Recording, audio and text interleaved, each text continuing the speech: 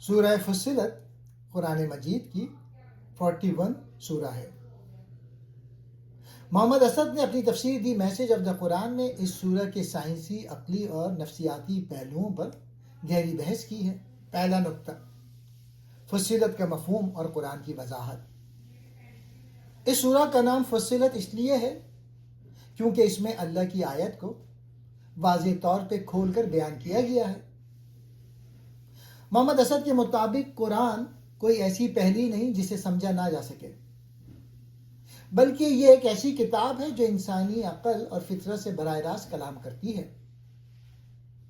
وہ لوگ جو یہ کہتے ہیں کہ ہمارے دلوں پر غلاف ہے، وہ دراصل حق کو سمجھنا ہی نہیں چاہتے۔ دوسرا نقطہ، تخلیق کائنات اور سائنسی اشارے۔ محمد اسد ان آیات کی تشریح میں خاص دلچسپی لیتے ہیں جہاں زمین و آسمان کی تخلیق کا ذکر ہے۔ جب قرآن کہتا ہے کہ آسمان دھواں یا دخان تھا تو اسد اسے جدید علم فلکیات کے یعنی گیس کے بادلوں سے تعبیر کرتے ہیں۔ ان کے نزدیک یہ آیات ثابت کرتی ہیں کائنات ایک سوچے سمجھے منصوبے کے تحت وجود میں آئی ہے اور اس کا ذرہ ذرہ اللہ کے حکم کا تابع ہے۔ تیسرا نقطہ، انسانی اعضاء کی گواہی یا پھر نفسیاتی پہلو۔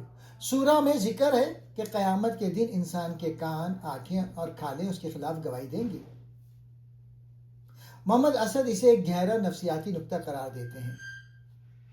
ان کے مطابق انسان جو بھی کچھ کرتا ہے اس کے اثرات اس کے اپنے وجود اور لاشعور پہ ثبت ہو جاتے ہیں۔ قیامت کے دن یہی داخلی گواہی انسان کے سامنے آئے گی جہاں وہ خود سے چھپ نہیں سکے گا۔ چوتھا نقطہ، استقامت اور فرشتوں کی بشارت۔ اس سورہ کی ایک بہت خوبصورت آیت ان لوگوں کے بارے میں ہے جو کہتے ہیں ہمارا رب اللہ ہے اور پھر اس پر استقامت یعنی ڈٹ جاتا ہے۔ محمد اسد لکھتے ہیں کہ ایسے لوگوں پر فرشتے نازل ہوتے ہیں جو انہیں خوف اور غم سے نجات کی خوشخبری دیتے ہیں۔ یہ سکون قلب اور ذہنی اطمینان اسی دنیا میں بھی مومن کو حاصل ہوتا ہے۔ پانچواں نقطہ، برائی کا بدلہ بہترین نیکی سے ہے۔ اخلاقیات کے حوالے سے محمد اسد اس آیت پہ بہت زور دیتے ہیں جہاں حکم ہے کہ برائی کو اس نیکی سے دور کرو جو بہترین ہو۔ ان کے نزدیک یہ انسانی تعلقات کا سنہری اصول ہے۔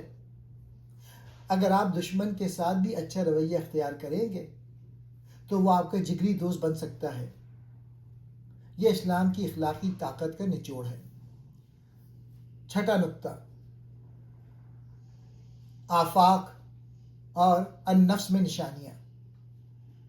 سورہ کے آخر میں اللہ فرماتا ہے کہ ان قریب ہم انہیں اپنی نشانیاں آفاق یعنی کائنات میں بھی دکھائیں گے اور ان کے اپنے نفس میں بھی۔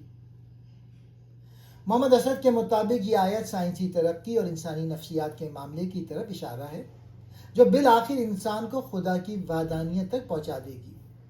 سورہ کا خلاصہ، محمد اسد کی نظر میں یہ سورہ ہمیں دعوت دیتی ہے کہ ہم کائنات کے مشاہدے اور اپنے اندر کے انسان کو پہچان کر خدا تک پہنچیں۔ یہ سورہ ہر دھرمی چھوڑ کر کھلے ذہن کے ساتھ حقیقت کو تسلیم کرنے کا درس دیتی ہے۔